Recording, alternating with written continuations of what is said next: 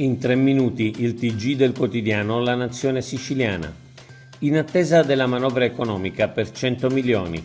Si avvicina all'ARS la terza manovra economica prevista per 100 milioni derivanti da un aumento del gettito fiscale arrivato alla Regione. Una trentina di milioni saranno per i comuni e circa 15 per i consorzi di bonifica. Il resto andranno riservati ad emendamenti dei deputati, con l'augurio che si tratti di norme per lo sviluppo e non per sagre e fiere dei loro collegi.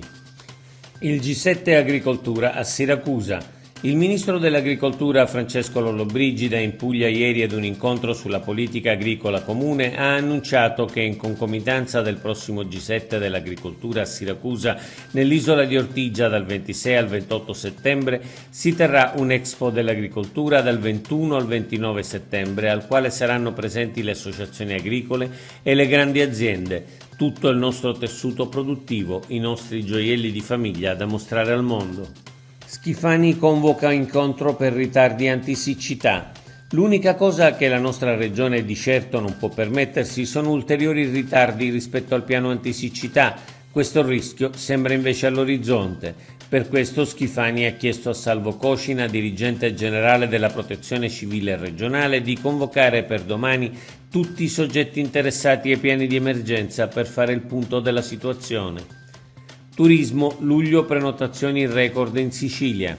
Secondo i principali motori di ricerca turistica, le prenotazioni di alloggi e voli a luglio 2024 sono in aumento del 10%. Tra le regioni italiane la più richiesta è la Sicilia, con ben 7 destinazioni. Viadotto Cannatello A19 riapre dopo 6 anni.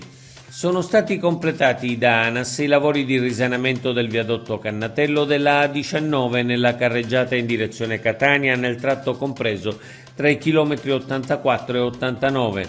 La riapertura al traffico del viadotto dopo 6 anni consente di eliminare finalmente il doppio senso di circolazione in direzione Palermo in un momento di intenso traffico sull'isola per via della stagione estiva.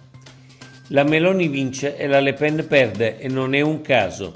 La Le Pen in Francia è stata sconfitta. La destra francese è rimasta estrema, isolata, con tratti esageratamente anti-europei e persino con aspetti ambigui rispetto alla Russia e ha perso. La Meloni in Italia ha invece portato il suo partito nel fronte conservatore, lontano da ogni estremismo, nettamente filo-ucraina, con forti alleanze popolari ed europeiste e con tratti chiaramente antifascisti oltre che anticomunisti.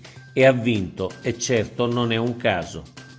Oggi è tutto per l'informazione del quotidiano La Nazione Siciliana. Il nostro sito è www.lanazionesiciliana.eu.